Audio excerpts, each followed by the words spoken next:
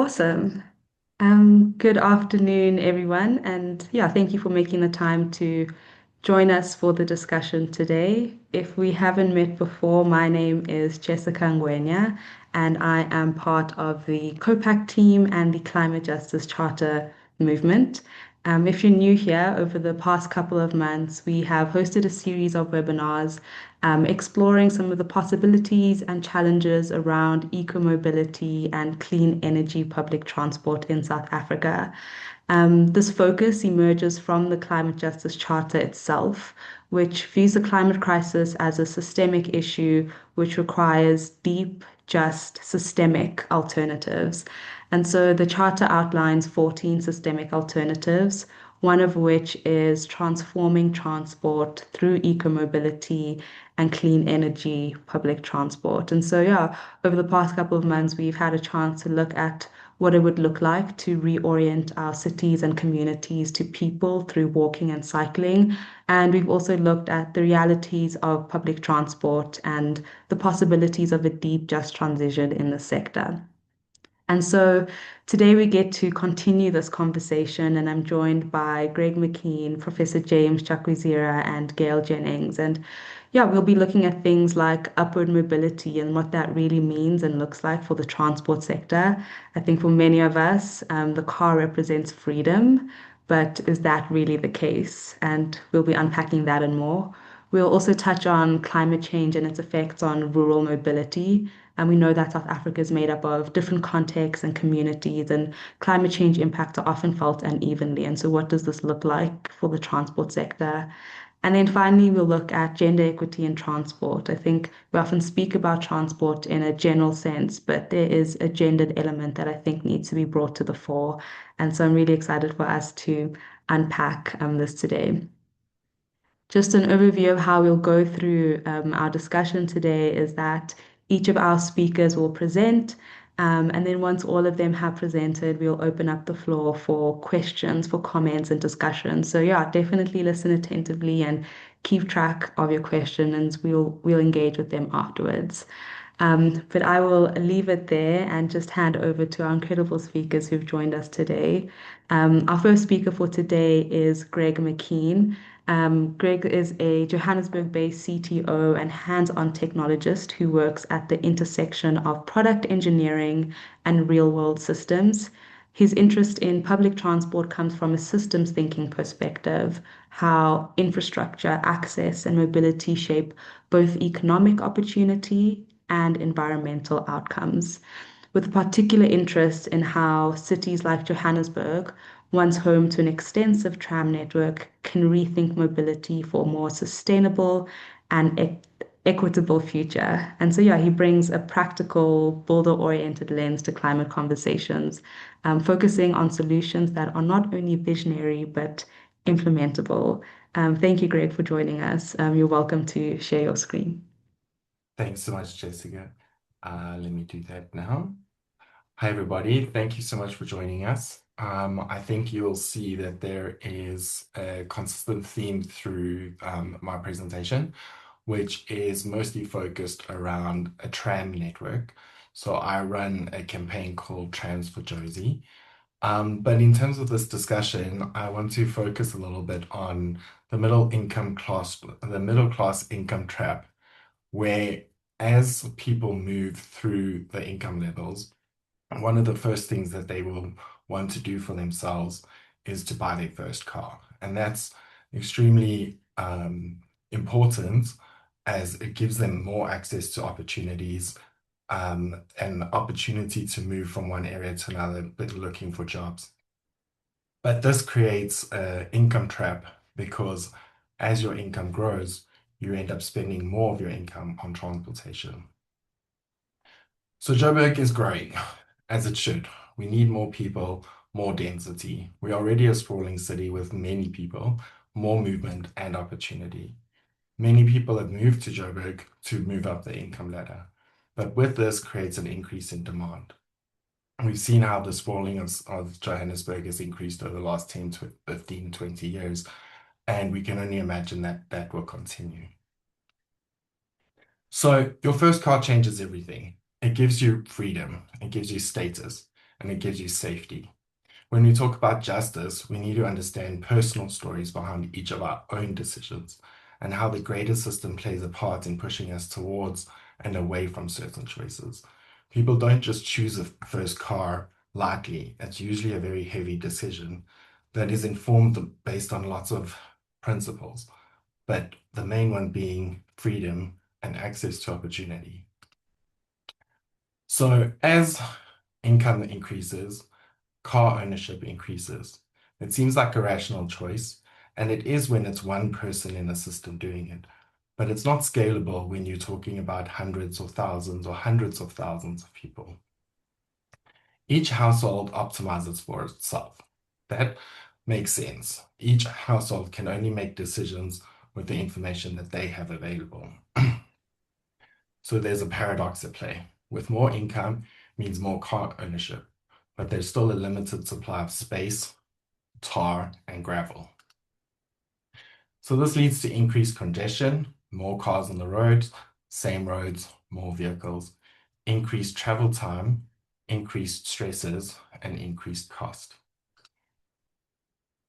When we look at the breakdown of household income, we can see that in the different quintiles, the lower quintile spends between 40 and 50% of their household income on transportation in some areas. Those areas often are further away from the city centers where people find a lot of work or are destination hubs for their transportation. If you think of a taxi transport coming from an outer skirts town into the Joburg CBD and then transporting people back out to the suburbs where they actually have work. When we think about time, taxi users and car users almost equally spend the same amount of time in cars. And when we think about it, that makes sense. They're using the same roads, traveling the same distances, but there are different benefits to car users as opposed to taxi users. However, in terms of time, we can see that it's still the same. However, on a population basis, 37, almost 40% of income earners rely on minibus taxis. So this is a real system. This is this is a real system that it's not an afterthought. It's part of any discussion that needs to be had. But when we talk about this, we have to consider if we are talking about lower income people moving into a higher income bracket, they will be moving themselves off of the minibus taxis and into their new first car purchase. That is an economic effect that is felt across the system as well. So while a lot of climate justice speaks about taxis and are they going to be left behind, we also need to consider this other systemic issue where individual households are making choices that affect the system regardless of how the system is set up and built. So we've touched a bit on the middle income trap. People buy cars, they shift away from shared modes of transport. Those shared systems that support those systems around, think of the coffee shop next to the taxi rank, think of the people selling clothes, all of those systems get affected. Public transport stops being used because the fewer people using it, the less likely you are to use it.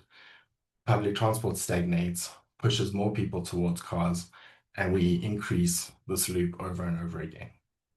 We also see that if we increase the size of roads, highways, it only takes a matter of time for more cars to be bought and to go and fill that spaces. One example of that is in the 1990s, you could look at a middle income home and say, okay, they own maybe one car, maybe two. But if you look at a middle income home now, it's likely that we're talking about 2 to 3 cars. So the solution isn't just to take away cars for people, but to provide alternatives. Those alternatives can be more minibus taxis, and that's fair. But we need to look at corridors of throughput. How do people move? Where do they move from? Where do they move to? And Johannesburg has these amazing, massive arterial roads. If you think about Winnie Mandela Drive, Baysnordia, Republic, Christian De Wet, we can name a number of them, Jan Smuts, Oxford, each of them have 2 to 3 lanes on either side of the road. They provide massive opportunity to convert that space that already exists for transportation, into a tram network. And Johannesburg used to have an extensive tram network, but it was dismantled. And it couldn't be too far from a vision to see how we could re-implement that.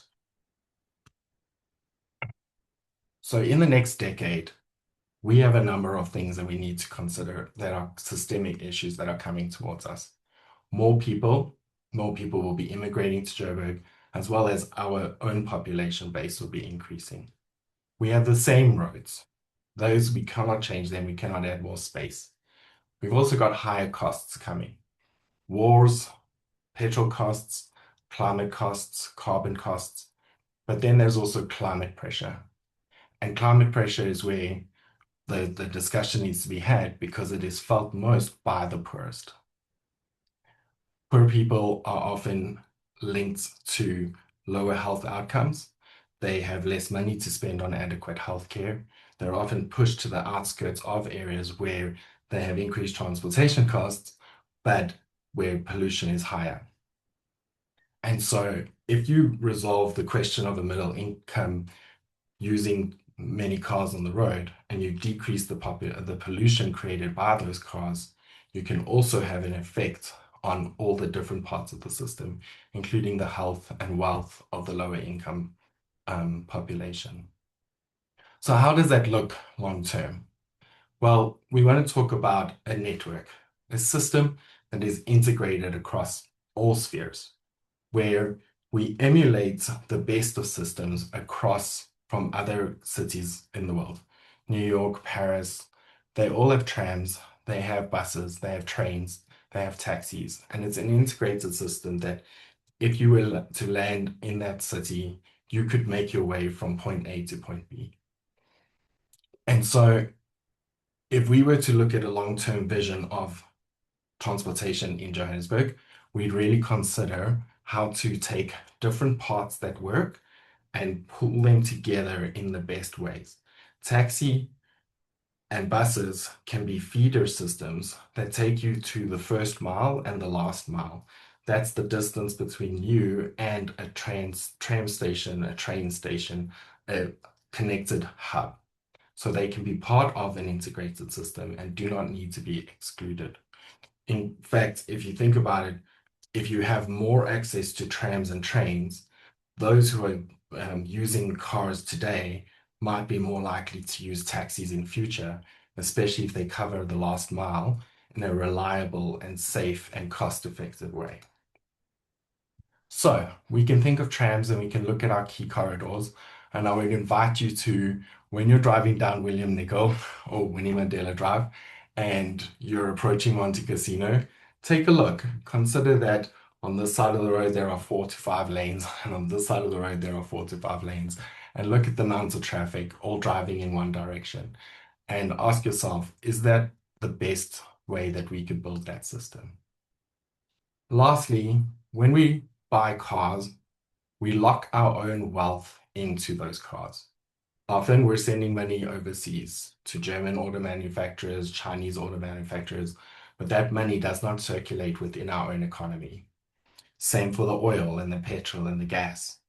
When we pay for insurance, we're paying bankers, we're putting money into a financialized system that bets on our risk and our safety and puts practically a number on everybody's human value. Instead of locking wealth into cars, we can unlock it and put it into our own communities. We could say actively, if we were able to save a household 1,000, 2,000 Rand a month, what would that look like in the greater scheme of uplifting an entire community? So the goal is really not fewer cars, although that would be a nice side effect.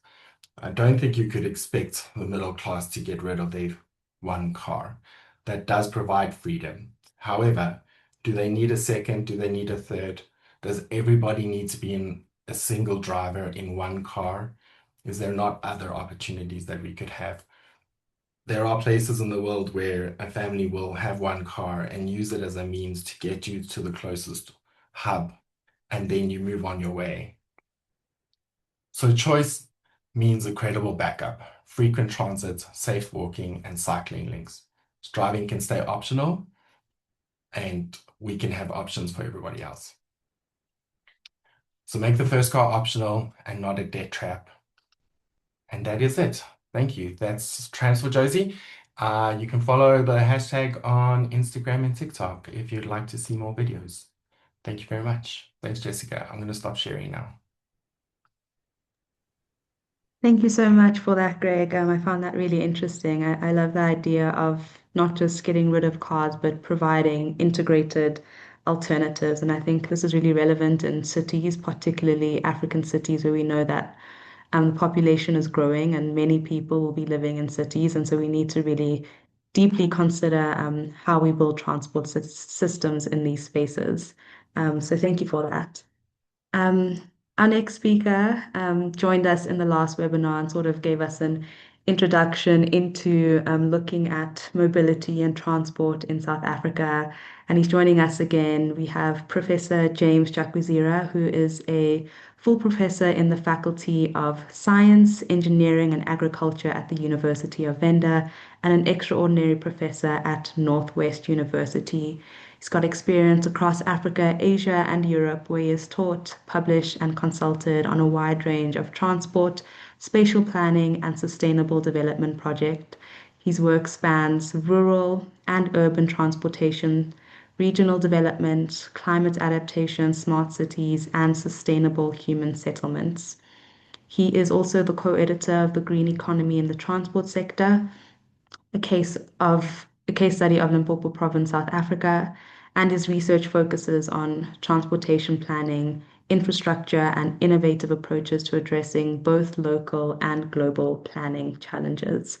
And so, yeah, without further ado, I will hand over to you, Prof. Thank you, Chairperson, and a very good afternoon to everyone. It's always a pleasure to have an opportunity to come and share some of our thinking. And thank you for actually assisting with the presentation. I think today what I'm going to focus on is a follow-up in terms of the last presentation and some of the key questions that were raised. And in that regard, if you could go to the next slide, what I am going to share is to look at how the discussion around an integrated, clean mass public transport is key to overcoming the urban-rural divide. And then I will also have to give a highlight with respect to moving from speaking about public transport just transition in South Africa, especially with respect to the integrated urban and rural divide from a theoretical perspective, and indicate what exactly is happening on the ground for communities, and highlight a little bit in terms of some of the perspectives around the rural mobility and what does it look like to move from policy to practice. Perhaps during the previous exercise, the elevation was not high enough, but I'm going to use the green book economy as an example, because we really spent a lot of time when we were working on that green book. The work started in 2016 and it culminated in the publication of that book in 2022, and it involved workshops that were held in the country, from Limpopo to eThekwini, Durban, to Gauteng, as well as the province of the Western Cape. And then I'll also highlight, the Moloto corridor around Pretoria. It raises interesting issues also around, just transport transitions in respect to the urban and rural interdependencies. And then I'll also talk about specific realities of rural mobility in peripheral marginalized and deep rural communities in South Africa. Thank you. If we can go to the next slide, please. Right. This book on the green economy in the transport sector is actually an open access a book. There is a QR code. You can use it and it will take you there. And then all the chapters are available for download. We specifically worked on that option with support from the Transport Education and Training Society. It has 8 chapters. Of course, there's the introduction and the conclusion, but the key chapters talk around environment, climate change, and what they imply for the green economy in developing countries and with respect to South Africa and Limpopo in particular. We then moved to transport modes and green economy. That was Professor Netengwe. He worked on it. I will highlight some interesting issues, practical, that are happening because that has been the request. And then technology innovations in green economy done by Professor Beckham. I also highlight just some few practical issues that came out of the research. And he also wrote on vehicle management and emission control and maintenance. Very interesting. I didn't pick aspects there, but one of the interesting issues which I can say now before I forget is that we had to move around and ask, especially the predominance in terms of minibus taxi and how do they dispose their oil. And their answer was that they just pour it on the ground.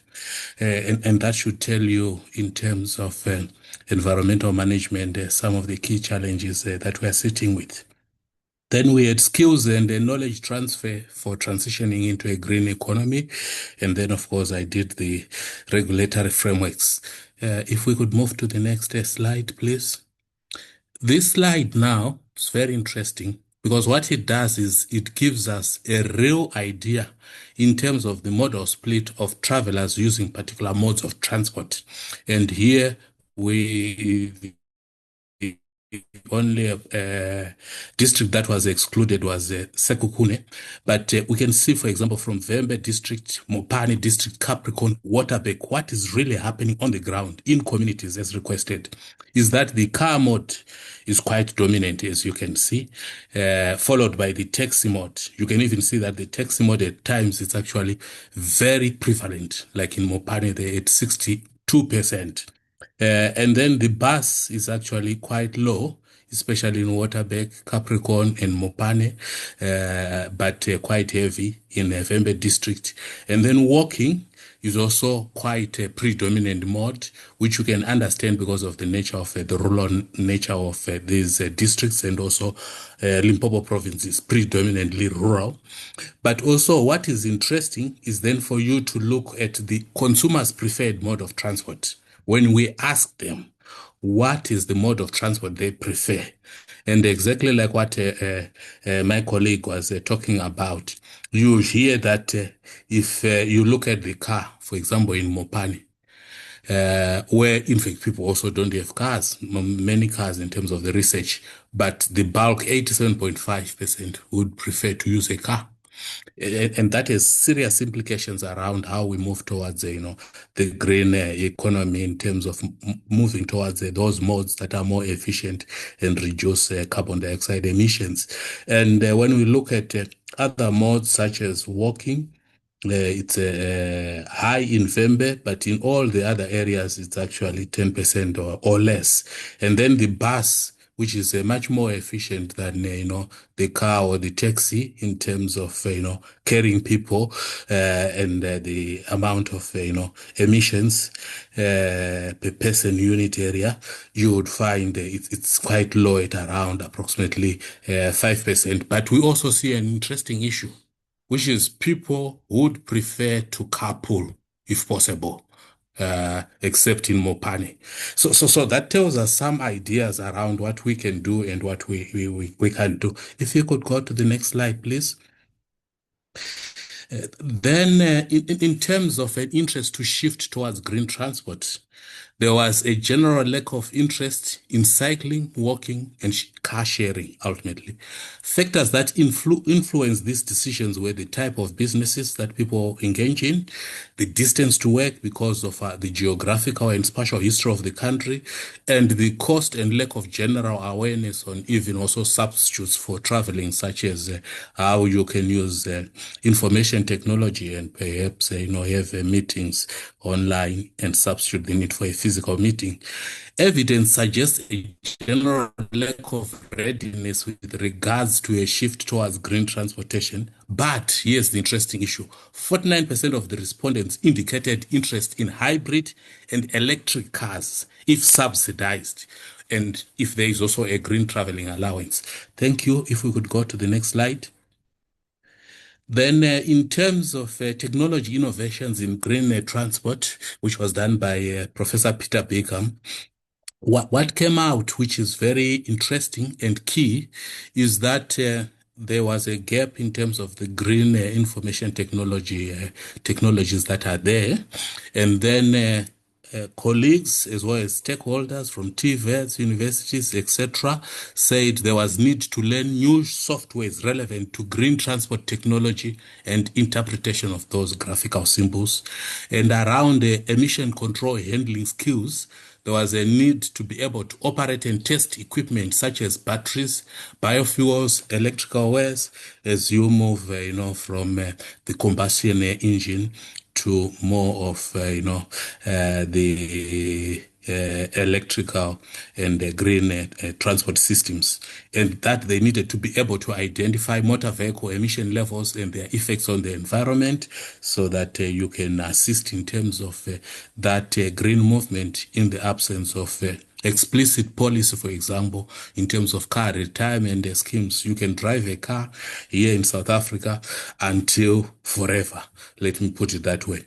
Then in terms of skills on motor vehicle emission control legislations and standards, training on new legislations that may be needed when green energy transport technologies are introduced. So we can see the importance and the issue of also the need to train a new cadre of technicians, of engineers, as well as, technical managers to ensure that the green transport and low carbon revolution is successful. Next slide, please.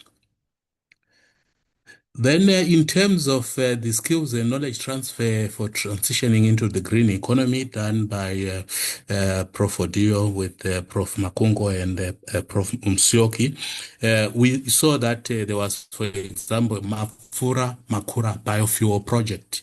And local farmers, they are actually transitioning to growing soya and sunflower for biofuel production. Of course, they were referred to as incubatees. It's located 35 kilometers from Marble Hall. So to be practical for colleagues who were asking, and they've had a lot of support from various, technological institutions in South Africa, the CASIRA, ARC as an example, the University of Venda, Limpopo Development Agency, etc. And in full swing, it should create about 2,000 jobs. Right. And these farmers are also able to produce at the same time food for general consumption, which is always sometimes the main concern. But as the engagement went further, stakeholders were asked about to rank, green economy careers in the province, and they were talking about environmental science being the first one, engineering number 2, computer technology was number 6, electronics number 10. So we had an idea and some kind of thinking from the communities. And then in terms of developing these curriculum and practical skills training, who should be spearheading it? They said universities should be number 1. University of Technologies, interesting. I would have thought they should be number 1. They were put at number 2. TVET colleges, they were put at number 2. University of Technologies, number 4, number 3. But the sitters were put at number 4 when we perhaps expect that they should be at the forefront of assisting with the practical transfer of skills that should link any form of changes like the manufacturing, the sector, the engineering sector, etc.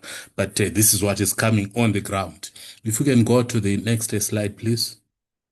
Then in terms of, the actual, priority skills, they were saying alternative bioskills, for example, we need to promote around biofuel production, around chemical engineering, understanding how, electric generated and battery powered, transport systems do function, etc. So pollution control. So there was an idea. And then in terms of passenger transport and alternative transport, the idea that we should have the ability to identify green but economically viable transport alternatives.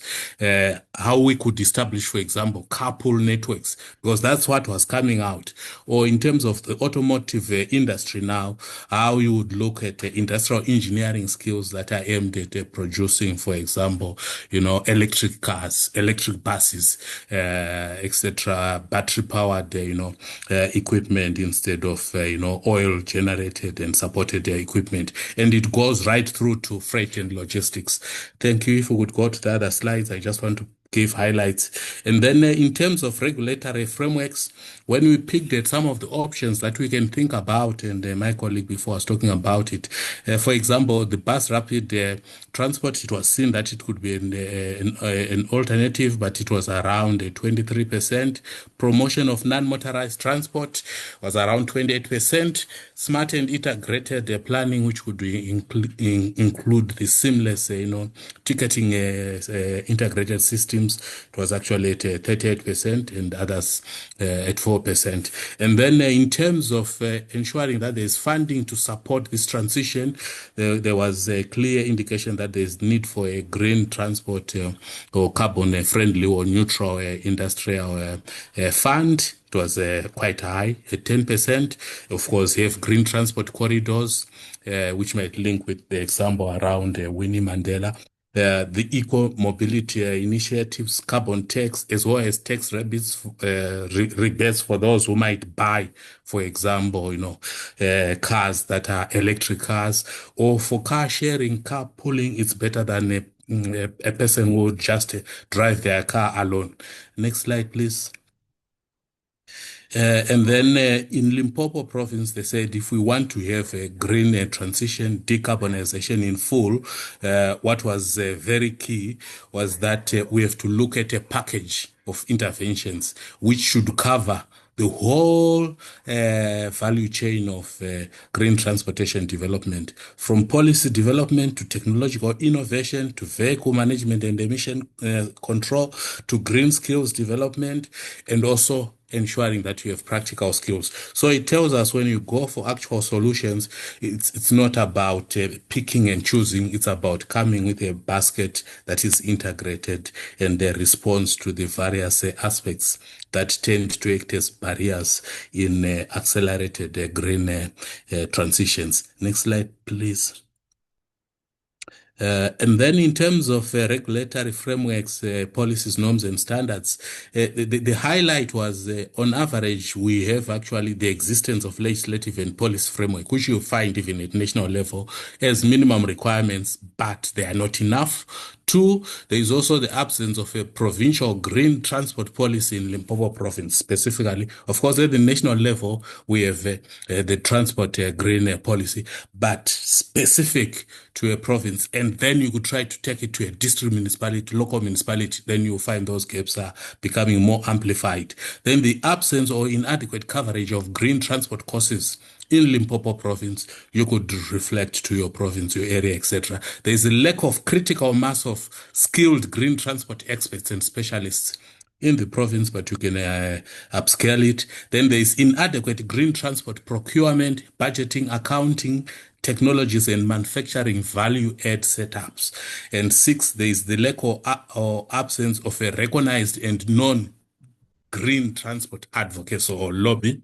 I hope some of my colleagues will agree, or they might not agree. I'll hear also from Ms. Gail and also from Mr. Greg. Next slide, please.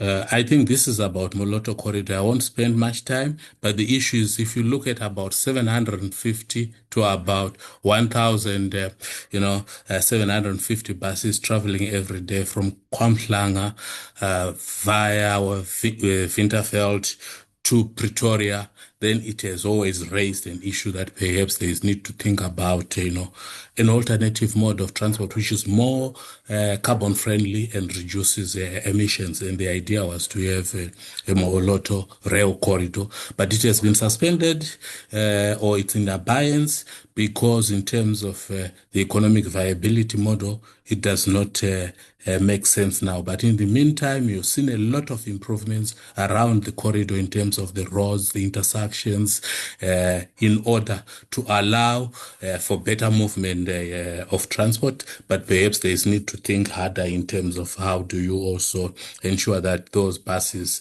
are perhaps moving from being diesel powered to being perhaps electrical powered.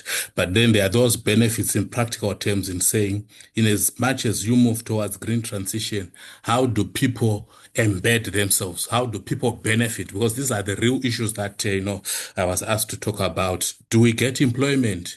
Do we see opportunities for small to micro businesses or industries, or their incubation or further development? And there is a plan, only that perhaps it might not be as transformative as what we want. But you can see in practice it's happening. We can always engage during question and answer session.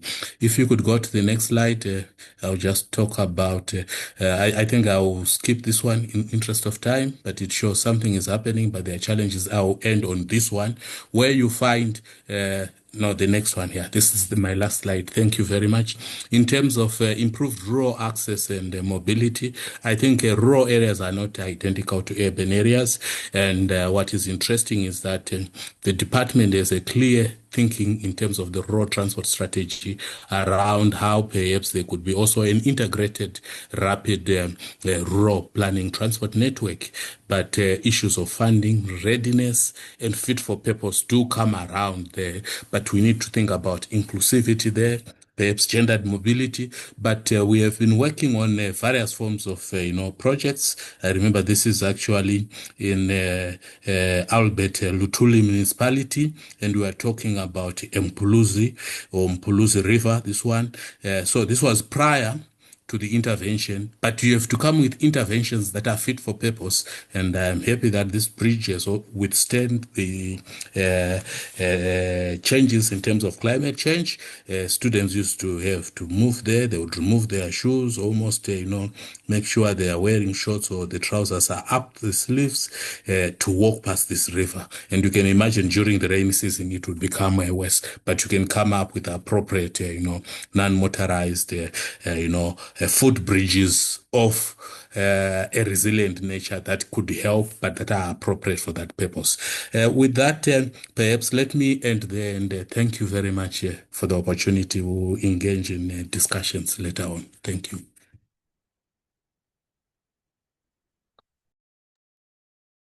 Thank you so much for that presentation, Prof. I think it was very in-depth, and it gave us a lot of context from hearing people's perspectives on the ground around different modes of transport to some of the skills that are needed. And we often speak about climate jobs in this space when thinking about a deep just transition, and then also the sort of policies that are in place and the gaps there. So I'm looking forward to the engagement with this afterwards. Next up, we have Gail Jennings, who will be sharing on gender mobility. Gail Jennings works at the intersection of gender equity, social inclusion, and mobility, helping planners, policymakers, and funders understand who actually uses transport systems and who gets left out. Her work explores how we make mobility choices, how transport investments shape everyday lives, and how inclusive, evidence-based transport interventions can advance justice, equity, and sustainability and access. She has a PhD in civil engineering from the University of Cape Town, where she considered the behavioral approaches most likely to shift people from private vehicle dependency to sustainable travel patterns. Thank you, Gail, for joining us. You're welcome to share your screen and start your presentation. Okay, now let me try and get this screen sharing thing right again. Okay. I'm going to, okay, I must do this on, does it again? Slideshow. Okay. I'm going to take a speaker privilege, and I want to just comment on two on things that both James and Greg said. Is that I really loved hearing what Greg was saying about how moral lectures about cars don't work, because effectively that was my PhD, looking at how that doesn't work, and how both James and Greg were talking about how car users are in fact captive users. You know, we always talk about the captive users as people who take public transport, walk, cycle, and we refer to car owners as choice users. But in fact, car users are captive. They aren't alternatives that are attractive. So that, I mean, that has nothing to do with my presentation, but I really I'm so happy to hear other people thinking like that as well. And what Greg was saying is that, you know, people assume that people use cars because of status, and so they design interventions based on this false belief that it is status that is what attracts people to cars, and what, you know, freedom and security are very much more important. So I found and also, you know, sorry, I mean, and to get back to my presentation, is that also what both James and Greg were talking about is that climate impact is felt the most by people who are poor. And so that is very much where my work in this context comes in, is that the people globally who are most likely to be poor are women. Women are generally, yeah, I mean, statistically, or just, yeah, so the greatest number of poor people are women, and so therefore, just for that reason alone, women are most at risk of the impacts of climate change. And one of the things, and people who know my work know this is my thing, is that I believe that transport should not only serve transport needs, but serve kind of greater gender equity and justice needs, which is essentially to understand how mobility or lack of mobility continues to mean that women live in poverty, and to use transport, so not just use transport as a way of getting around, but to use transport, and that ties in very specifically what James was saying, also to use transport as a way of moving women out of poverty. So it's not just about how to get from A to B, but using transport so that you can in fact work toward gender equity as a consequence of more equitable transport. So that is really important for me, and that is to some extent what I will be talking about. So really looking at how we need to shift from the narrative around gender sensitive transport, good as that is, to discussing issues of gender justice, which is a very, very different thing, and it can be achieved through transport interventions. So really looking at addressing the root causes of inequity through clean energy transport interventions. I mean, through many other interventions, but I thought let's look at it through that specifically. So now what I don't know is, are my slides, if I shift my slides, are you seeing a full screen, or are you seeing it fine? You're seeing it fine. It looks good. Thank you. Good. So that's kind of what I wanted to just look through, and Jessica, just shout if I'm going too fast or too slow. So how can we in fact use clean energy or the clean energy transport transition to achieve gender equity, not only achieve a cleaner transport system, which is, you know, how can we have gender equity as one of our outcomes? So really, what is the link between gender justice and climate goals? Well, it's something we've been talking about briefly, which is that women globally are most likely to live in poverty, and that poverty is very often the consequence of lack of economic opportunity, lack of access to healthcare, education, participation in public and political life. And those are all factors that make it more likely that you will live in poverty. But also, once those factors are attended to, that very much strengthens resilience to climate shocks, not only of the women, but of families and societies as a whole. So, if we find that it's difficult to sell the concept of gender equity and transport justice because of the gender issue, then there's other ways to spin it. If your audience are not particularly interested in gender equity, but it's a matter of resilience to climate shocks. So there's that angle that we who work in advocacy can use. So I wanted to just give some background before we get into sort of issues of gender equity. So almost all the constitutions in Africa talk about women in terms of gender equity. So there's no lack of recognition in Africa that women about gender equity. So I mean, women are equal to men. We've got all that narrative. So we don't need to convince the constitutions and policy, but we don't see this coming out in practice. So what we find is that because of this very high level of advocacy, women's mobility needs and patterns are more visible in policy and practice. So we kind of all tend to now know that women need better lighting. There's a focus on safety reporting apps, off-peak travel services, these kind of standard interventions that we see that are seen as being gender equitable.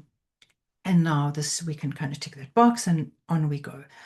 But when you look at these kind of interventions more carefully from a gender justice or equity lens, you start to see that many of these kind of interventions firstly entrench gender inequity or make assumptions about gender inequity that are not really transformative and not in fact getting us to a transformative outcome, but are sticking with quite a narrow gender sensitive outcome. So, for example, policies and programs commit to looking at, better lighting or all these other kind of ways that women move. But there's this undercurrent all the time that this is attending to women's vulnerability and the fact that women trip chain because they travel with children and are most likely to be living with greater financial constraints. So intervening in those areas are seen as being the right thing for gender equitable transport. But in fact, they are missing the point, which is that the reason that women are more vulnerable, or the reason that women are poor, or the reason that women are primarily caregivers and have to move in a particular way is actually because of gender inequity. It's not only contra or entrenching gender inequity, but it's because of this inequity that women are more poor and they're more likely to have to walk. And women are not vulnerable as some kind of intrinsic state, but women are at risk because they are likely to be harmed by men, which is not something that the policies really seem to want to say. They talk about women have safety needs. Well, no, actually women are afraid of men. They're not afraid of the dark. So you don't need lighting to assist women in their sort of some intrinsic vulnerable state. So once we start understanding that a lot of these differentiated travel patterns that we are trying to resolve are actually the root cause is gender equity, and trying to serve those needs I'm not saying it's a bad thing, but it is transport can do far more than that. And if we then, so if we look at how very often we talk about women not having access to public transport or not having access to the financial resources for motorized transport. But in fact, ultimately it's that women do not have access to power and don't have access to the decision making at home, don't have access to economic power, don't have access to earning a living.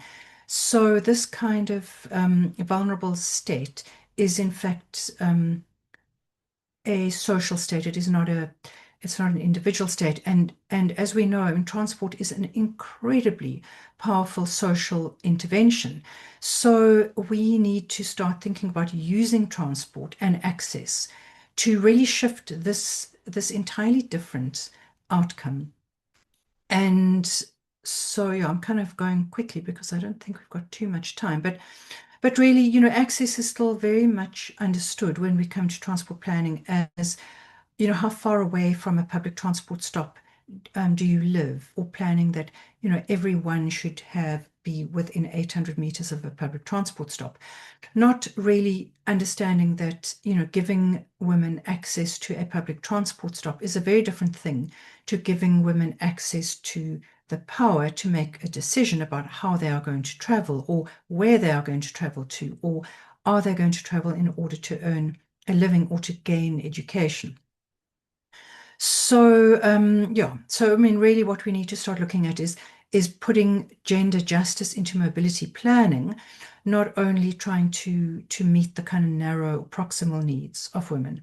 So as I put here in the slide, women do not have gender imposed mobility restrictions, but in many instances in the work that I do, which is in a lot of it in rural Africa, men forbid women to drive or to travel or to ride bicycles or to earn a living or to become educated. So these are very different problems. So these patterns are not intrinsic to being women, but they arise out of the patriarchal social order. So so what does this have to do with climate, and what can we do about it? So as I mentioned at the beginning, women are ultimately the most vulnerable when it comes to climate risk, to climate impact, and strengthening women's economic power and political power is really, really crucial. So it's not only about strengthening women's ability to travel at night by putting up lighting, but the reason that women might wish to be traveling at night is because they might be traveling back from work or traveling to and from university. So using transport as a way of really completely changing the outcome of women's lives. So when we plan projects, instead of just looking at the kind of more standard outcomes, we need to ask these kind of questions in the project. So looking at really in your project context, or your policy context. So whether you would be looking at things like the trams or like gender jobs in Limpopo, what are the root causes of the inequity in your project context? And how is your project addressing that, the root causes, not the proximal causes? And how does your project actually engage with gender norms? For example, I mean, I'm not picking on the trams. It's just it just can be a good example. But trams. If you have a tram system that doesn't travel where women need to travel, then you are engaging with the sort of environmentally sustainable problem, but it's not engaging with the root causes of gender norms and gender equity. So it's possible to do that, to plan quite differently. Look at I'm going to skip some of those, but really look at what are the project risks in any of our work of reinforcing gender-based discrimination, and how does the project address this? What are possible unintended negative impacts on women or anyone, and how does the project address this? And Are there gender differentiated benefits and costs? And again, how is the project addressing this? So not look narrowly at what we understand to be women's travel needs, but try and understand from where do these travel needs originate, and how can the project work with an entirely different set of outcomes. And this, my second last slide, is looking at what kind of outcomes we could be thinking about. Things like, when we measure change in the project, are we measuring change in norms and attitudes toward women as a consequence of the project? So if your project is teaching people how to fix potholes in roads, I mean, I'm just thinking about transport projects. Measure how is that changing people's attitudes toward women's competency, or women's ability to earn a living, or women's ability to, whatever it might be. But try and think about how your project can work to change norms and attitudes toward women.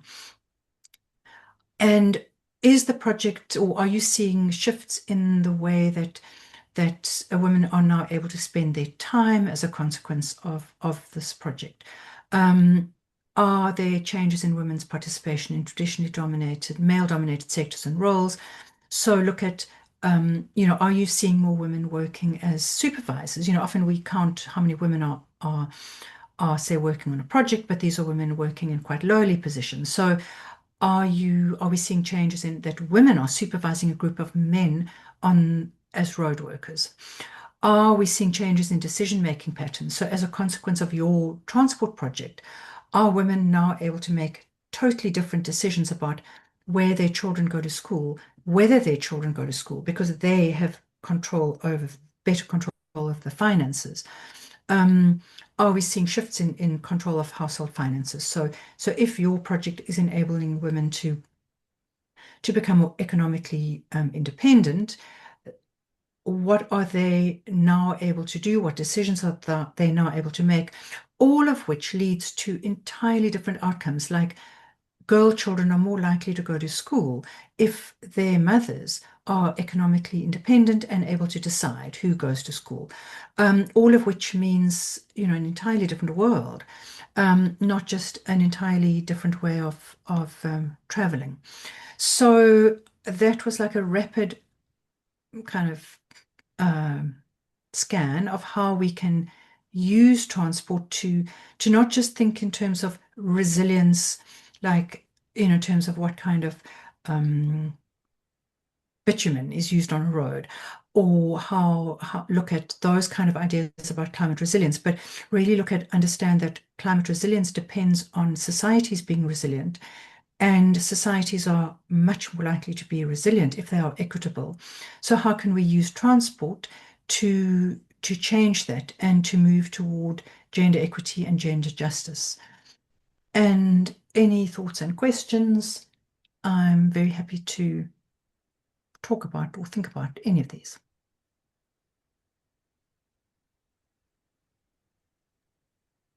Thank you so much, Gail, for that presentation. I found it very insightful, just sort of taking us a little bit deeper around gender justice as a concept and the way transport can be used to change the outcome of women's lives. I think often in our space, we think about just when we're thinking about projects and climate justice, being sensitive about not reproducing inequality. And so, yeah, I really appreciate that perspective, and thank you all for sharing your insights in this conversation.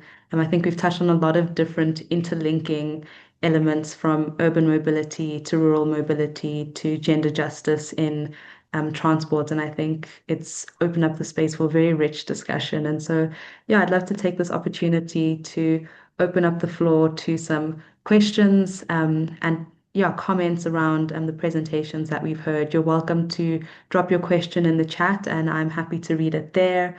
Or you can raise your hand, and I'll just call on you to unmute your mic. You can start off with a round of 1 or 2 questions, and then go from there. Wow, While we wait for that, I just wanted to take speaker privilege as well, like Gail. Thanks so much. Uh, Gail, you really did get me thinking there. I was panicking for a moment. I was like, how can I explain the trans project in terms of gender equality? I've never really, thought of it and deep dive that deep into it, and it's really, really thought-provoking. So thank you so much for that. And James, the statistics you pulled up when you showed the car preference, that was incredible to see, especially to actually see those assumptions being brought into the statistics. That was incredible. And on Gail's points about being captive users to the environment, I think that's incredibly important and powerful. That's part of what this entire conversation revolves around. Every single one of us has no choice but to move. We have to go to the shops. We have to take our kids to school. We have to go and meet people for meetings or go to clients or go search for a job. And we can only work within the space that we have. And if we do not have options like public transports, we very quickly have to go back to, well, what is the quickest alternative that I can have? And that is generally a car. Those are just a couple of the points that I had identified, yeah. Thanks so much for that, Greg. Um, Busi, I see your hand is up. I'll start off with the question in the chat, and then Busi, you can also ask your question right after me. So yeah, we have a group of master students from Malaysia who have joined us. Thank you so much for joining us. And the question in the chat is, in Malaysia, we use fuel subsidies to buffer war-driven price spikes. Maybe without that cushion in South Africa, can eco-mobility, trams, or electric vehicles realistically decouple transport costs from geopolitics in the short term? Or do high infrastructure costs remain a major barrier to immediate relief? And Busi, you can go ahead with your question as well.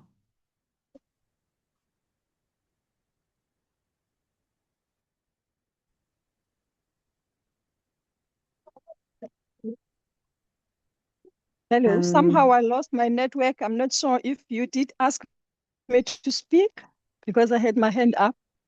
yes, your hand was up. You're welcome to ask your question. Yes, thank you so much. My name is Busi. I'm an agroecology farmer in the Eastern Cape. My name is Busi.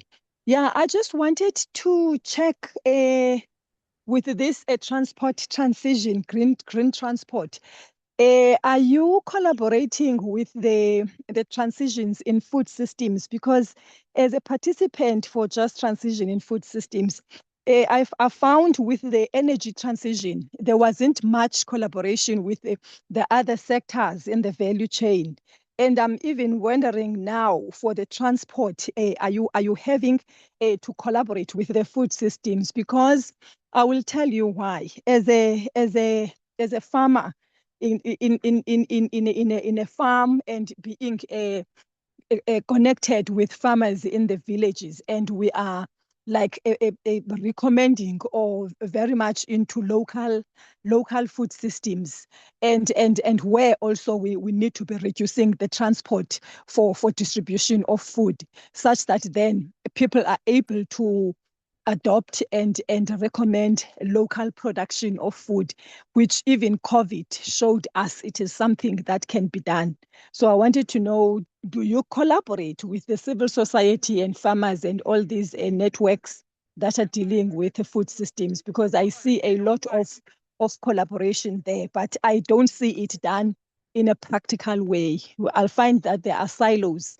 The just energy transition are talking on their own. The food systems transition are talking on their own. And I see now the transport transition is talking on their own. Thank you. Thank you so much, Busisiwe, for that question. And I think it's a very important one. And yeah, I think I'll speak at least from the perspective of the climate justice charter movement. I think these interconnections between different sectors of society are particularly important. And within our framework for just transition towns and cities, we see that there needs to be a link between the transport sector and food systems and energy systems. And what would it look like to have transition towns and cities where we see clean energy, mobility, transport, where we see agroecology and food sovereignty in practice, where we see socially owned renewable energy.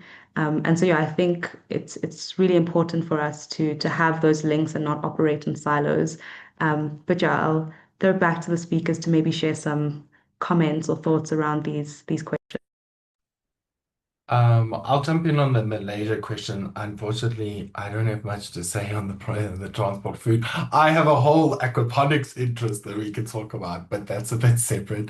I think for me, a lot of my focus has been on how do we get people to their work, to their jobs, move around a city? Because for me, that's how you can have a local impact that will then branch out to other spheres. So if, especially for Johannesburg, being a major economic hub, having the arterial roads, the infrastructure, it is really a question, like in the Malaysia question, is it a um, possible from high infrastructure costs and that if you did a project where you went to go and research and say, okay, well, the road infrastructure is already there. What do we need to do to convert it? I think you'd very quickly see that in terms of other alternatives, that would be a there'd be a high probability of success there. And then you have to look at other areas in the world where things like this have been done very, very quickly. And one of the examples for that is China, where if you look over the last 30 years, they've rolled out something like 16,000 kilometers of high-speed rail. So we're only talking in Johannesburg of something like 600 kilometers, or even less than that if you went for just like a couple of arterial roads and you started with a very specific project.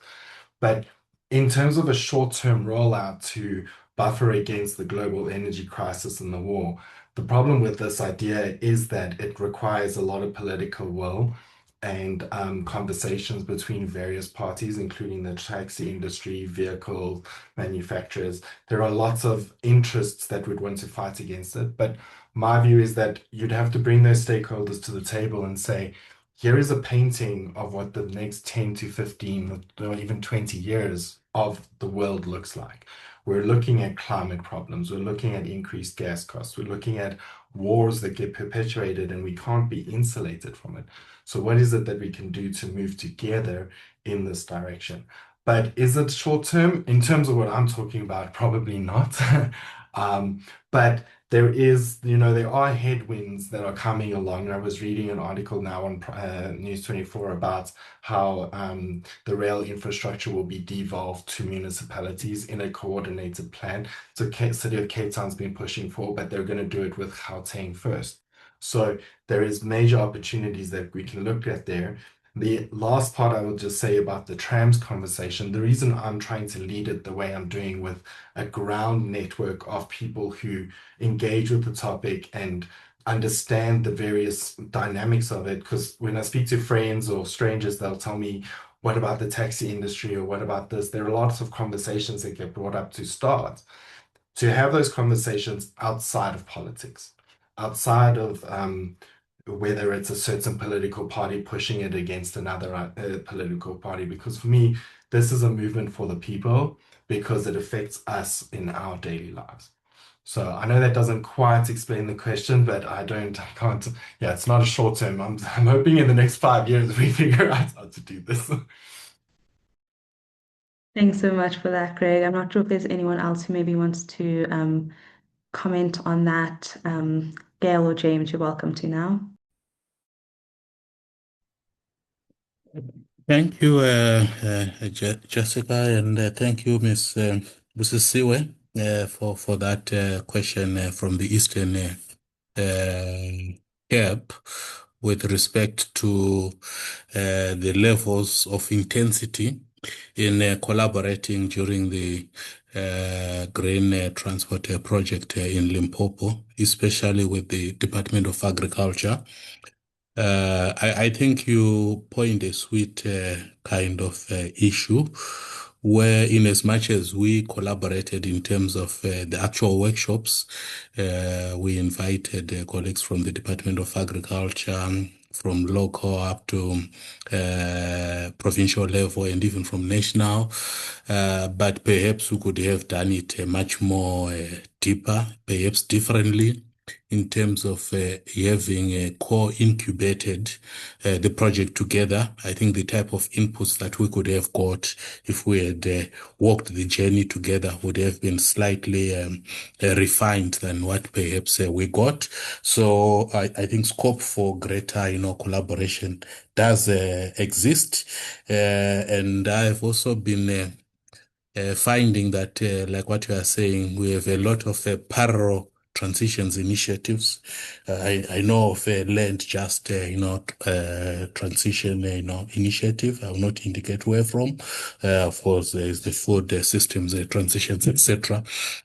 But perhaps what could be critical is having a transversal kind of, joint project where we bring together the thinking and intelligence so that we maximize on the benefits. We have had engagements with the former Department of Agriculture, Land Reform and Rural Development, now Department of Agriculture on the side, and then Department of Land Reform and Rural Development, but perhaps they were not strong enough. Recently, we have been working on a WEF project. WEF stands for Water, Energy and Food Project, but we're focusing much more around the mining. But we could have opened it up, like what you are indicating, and perhaps we could have got a much more elevated outcomes. We did some work in the Eastern Cape at some point in time with one of my former colleagues when I was still working for the Council for Scientific and Industrial Research. His name was Dr. Andreas Nodia, and we were even looking at Lusikisiki as an example, so that I know the place. And we're trying to look at local and rural freight kind of hubs and how we can assist farmers, in terms of linking with the market, but also in terms of how they could supply, goods, and in the process do it in a manner that is holistic. So the initiatives are there, like what you are saying, but there's still room to refine them through much more elevated collaboration. Perhaps let me just end on that, but I also appreciate the comments that did come from my colleagues, and I really sort of agree with some of the thinking and observations. Thank you. Thank you so much for that. I'll read a question that has come up in the comment, and then Jane, you can go right after me. Matladi posted a question in the chat saying, when Ms. Gail said we do not need more traffic lights, women are not afraid of the dark, but afraid of men. It opened my eyes to a lot of these green transport options that are easily catered to men or catered to societies where GBV is not a national emergency. Carpooling in South Africa is not safe, and even using public transport at 8 is definitely not an option. Also, for the context of South African women that are religious at their core, wear skirts and other modest clothing, riding a bicycle to work will not do so. Lastly, oftentimes women are charged more for taxis, just traveling with their little ones, chain traveling. So the question is, how do you convince a car-owning woman in South Africa to transition to these solutions that do not cater for her at all? Gail, maybe you can share your thoughts on that. And then Jane, feel free to unmute your mic and ask your question. Yeah, I mean, all of these, we can have a whole webinar about each of them. But I did just want to point out, as I did in the chat, that all my photographs were of women riding bicycles wearing long skirts and other modest clothing. So it's perfectly possible. So it's not clothing that is stopping women from cycling. It's very often a whole lot of other things, like women, in a household where only one vehicle can be afforded, very often it'll be the man who will own the bicycle. So women, because of what I was talking about earlier, where we already have this gender inequity, if only one person is going to have the money to own a vehicle, whatever kind of vehicle it might be, if it's a bicycle, women often don't have bicycles. So that's one of the reasons they don't ride them.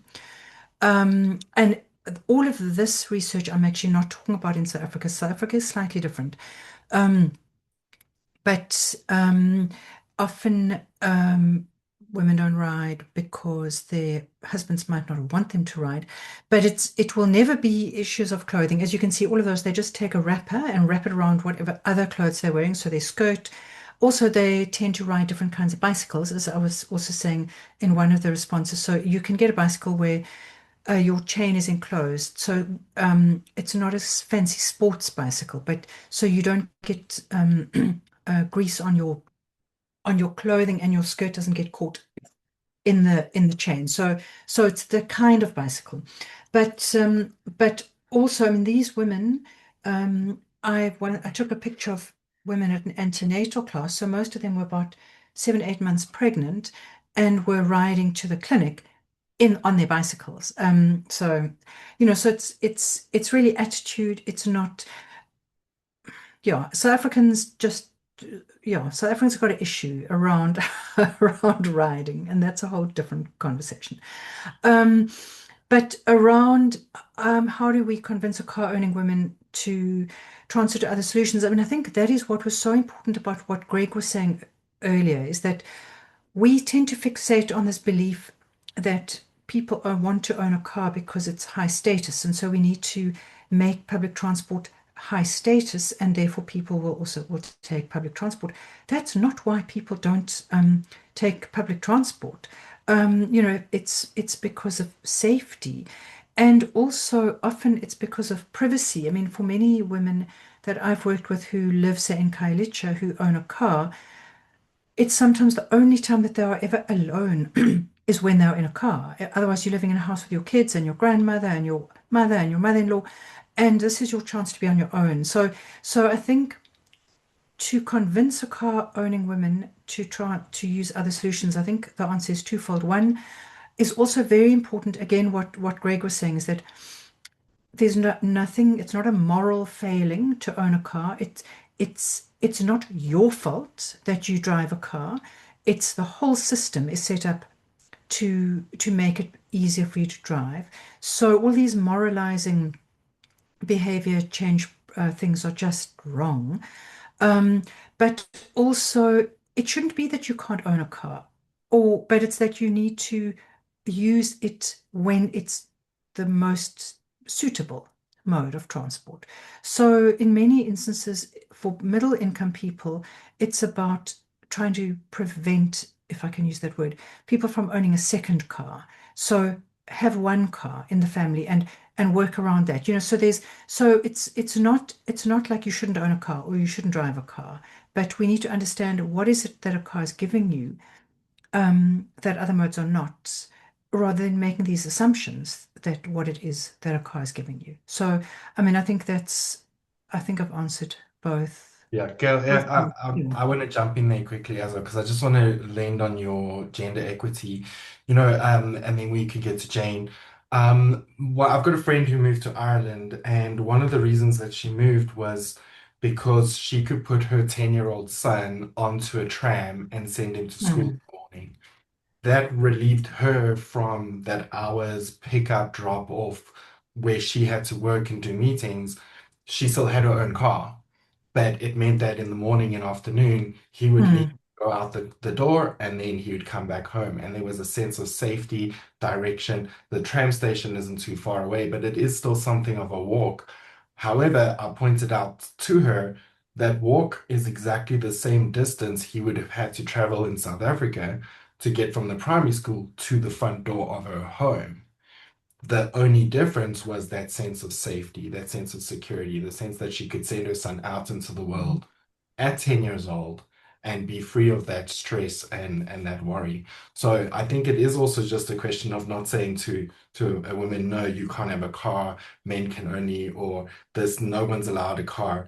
It's to say, how does those systems that affect us, when you leave your house and you lock the door, you're creating a sense of security for yourself, but you're also aware that the outside world is dangerous. And what mm. are the things that we can do with that? And integrated public network systems create density on the streets as well, vigilance, people who are walking around at the same time you are. Yeah, I think, just to add to that, again, it's all this chicken and egg stuff, is that inequitable societies tend to be the most violent. And the fact that they are violent just entrenches inequity. So if we did not live in such an inequitable society, we would be much safer. And so it's not only about providing safer transport, but using the transport system to reduce that inequity. And that, all eventually spirals upward as opposed to spiraling downward. But I don't want, I know Jane wanted to say something because these things, I'll come find you, Greg, when I'm next in Gauteng and we can discuss all these things. Please do. I think we have a lot to chat about. Well, thank you so much for that. Jane, you're welcome to unmute and ask a question. Yeah, thanks for all of this. There's just so much, it's hard to kind of decide where to jump in. But I think I want to pick up on what Busi was saying. I want to sort of come at it from the angle of sort of like outside in and upside down. To remind us that we're looking at environment and nature and okay, we can call humans in it, right? Society in it. So we're looking at the eco-social justice, basically. So how are we understanding that holistically in terms of what transport is and needs to do? So where I pick up or want to pick up from Busi's stuff is that I would love to see in these discussions more starting from the really bigger picture instead of just the metropolism. We need people to be able to grow their own food. Probably more than half South Africa are not in the money economy and are having to sustain themselves in different ways and often healthier ways for society and nature, if we're going to use that terminology, right? But we still talk about long distance transport systems or relatively long distance as inner city rapid transport blah blahs. So I live in a small rural village where actually people can use also animal driven transport locally, which we didn't even come up in the conversation, interestingly. And it's much safer. Kids can walk to school, they can walk to the bus, but the bus is only there for this limited thing. So it goes back to the things that Gail was talking about, the holistic reasons of why we need to think about transport as a holistic thing, not just for jobs, for the money economy, the economy as it's structured at the moment, because I just don't want us to continue to be reinforcing that kind of narrative. So that's what I mean by the outside in, getting away from the metropolism. So from our rural village, for example, if we had a better rail system, we could get ourselves to a railway stop where the old milk train like used to be around, between cities and things. Then more people could be living here where it's safer, not to make it bigger, but also because people do know each other. They keep each other safe. We can ride a bicycle. I can walk down the road, in the same way that the only time I could do that in a city that I know of is in London. I could be on a bus in the middle of the night, on my own. But so I want us to please bring more of, let our minds go to the furthest alternative kind of the society that we really think we should be building, so that when we do our planning, we meet a little bit more in between of what does whole life look like that people can participate in, bring the resilience to it that is contextually appropriate. So I'm not saying we're going to do away with cities. Of course, we're not going to. But there's so much learning and thinking that we ignore, like your thing of light scale, that lights don't make everything safe. When I did an eco-social walk with students on campus, for example, we walked around and found a space to have a moment to say, how do you know when you're safe when you're walking across the veld at Mkaya? And it's not because of the bloody lights. It's because of what other noises disappear, or the insects all go quiet, or something else.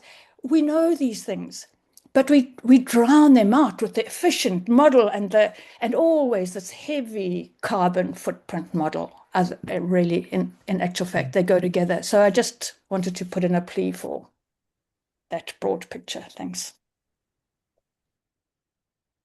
Yeah, thank you, Jane, for bringing that perspective in. I think it's so important where we have transport systems that prioritize capital and profits. And like you're saying, it's an eco-social system that we need to take into consideration. And that's, I think, the deep part of the deep just transformation. And it's yeah, really transformative politics that you're asking us to engage to. I'm not sure if any of our speakers would like to comment on that or add any other thoughts before we wrap up. Yeah, thank you, Chairperson, and thank you, Jane, for raising that issue. I think that issue, I didn't want to take more time because anyway, we have to understand time comes at a premium. But the last slide that I had was talking about what we call the IRMA approach. IRMA stands for what is called the Integrated Rural Mobility and Accessibility. And in terms of it, you would find in that slide, I also just highlighted that we need what are called fit and at scale solutions. For example, intermediate modes of transport. That's the one that talks about, for example, a person can use a donkey cart to, convey goods. Or in one of the researches that we did in Lesotho, we actually had a lady who was using, a donkey cart as a rural village ambulance in a rocky and very difficult remote or peripheral area. And it's some of those kind of enterprises and new ways of responding to some of these challenges that are not usually traditional. So we have those opportunities, and I think there is an opportunity to look at some of that work and then to reflect on how we are able then to address issues within a context. For example, the nature of road trips by their nature. Short trips, but intense. And most of them, perhaps, to reinforce what Gail was talking about, most of them are done by girls and, by women. So that information is also there. And we then need to think of saying, in terms of that, if you are promoting deep justice, what type of technologies and interventions are you focusing on? Is it the highway for the big cars and big buses to come to the rural areas? Or it might not be appropriate. You are focusing and saying, how do you develop, for example, small, low level, culverts or bridges?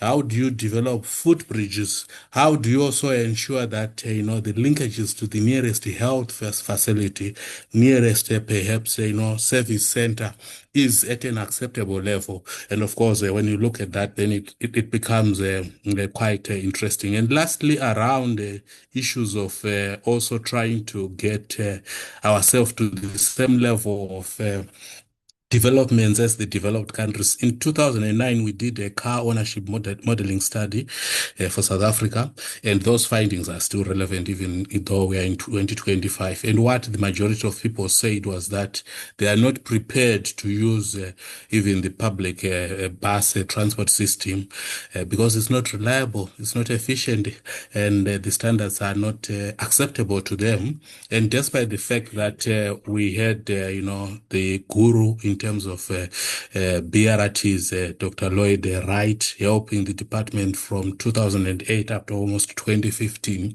you find even the BRT systems that we had have not erased and changed the perceptions of, our population. That's why you still find the minibus taxi industry is still prevalent. And then the issue of densities, we don't have the right densities. For Gautrain, for example, we still continue to really pay a lot of subsidies for them. So as long as we don't get the right densities, it will really be difficult in the short term for us to enjoy similar, kind of public transport systems as in Europe, and also gain the type of security and advantages that they have. Thank you. Can I know that we're almost finished. James is exactly right, especially with those economies of scale. I think part of it is we also need to look towards the Chinese model just a little bit. There are a lot of documentaries online which speak about those Chinese ghost cities where 15, 20 years ago, China went and built a whole bunch of cities, and then 2, 3 years after each one was built, a news crew would go there to say, where are all the people? But China didn't want people there in the first 3 years. They wanted people there 15 years later when the infrastructure was built and all the things that had happened around it. They saw that there was this long-term view on what is essentially a return on investment, that every rand that they spend on the public transport systems, on the infrastructure, will come back tenfold, but that they have a long horizon towards looking for that. And I think that's also for us. We have to have that long horizon of how are our societies growing and where are they going to go to in 10, 15 years, or even 20 or 30 years from now, not just where we are right now. We have problems now and they are growing, but what happens down the line? And when we look at that return on investment, specifically for taking rail up to Limpopo, what would those dynamics look like? How many people from Gauteng would now say, oh, that's just a 2 hour or 3 hour train drive. That makes sense. Let me look at that as an option. So that's just what I wanted to add there. Thank you, everybody, for today. Thank you so much for all your questions and comments and contributions. I think this was a very rich discussion, and I'm sure we could go on and on. There's so many elements to unpack and discuss. But yeah, thank you again to our speakers for your contributions to this discussion and for everyone who's made the time to join. Before we close off, I just quickly want to highlight an important element that's central to this discussion and the work that I guess we're doing here at the CJCM, and that's building a policy platform in South Africa. Something that's come up is just that important of collaboration across different sectors and industries. Yeah, and so this policy platform is, I guess, tied to our perspective around a climate emergency social contract for South Africa, which seeks to address the climate crisis together as a society through addressing the legacies of apartheid, the current poly crisis, and in solidarity working together to secure a livable, just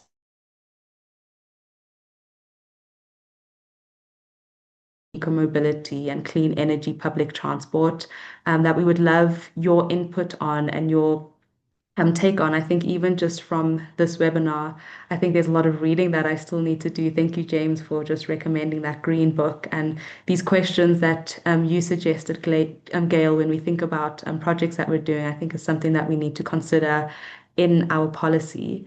So I'll drop the draft in the chat just after this, but it can also be found on our CJCM website under the CJCM policies tab.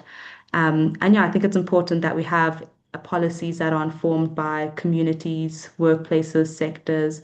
I mean, the Climate Justice Charter itself emerged from input from water-stressed communities during the drought, faith-based communities, youth, academics, activists, and a range of organizations. And so, yeah, if you'd like to maybe just have a look at this, if you'd like to share your input, you can share your input with the CJCM at mweb.co.za. And then, yeah, other ways you can get involved is following us on our social media platforms, sharing your input there, collaborating around projects. But yeah, if you also want to keep up to date with our speakers, like Greg said, you can look out for hashtag trams for Josie, and yeah, follow on the work that they are doing. But with that being said, thank you all for joining this discussion. It's been a privilege to have this conversation, and thank you again to our speakers for your contribution.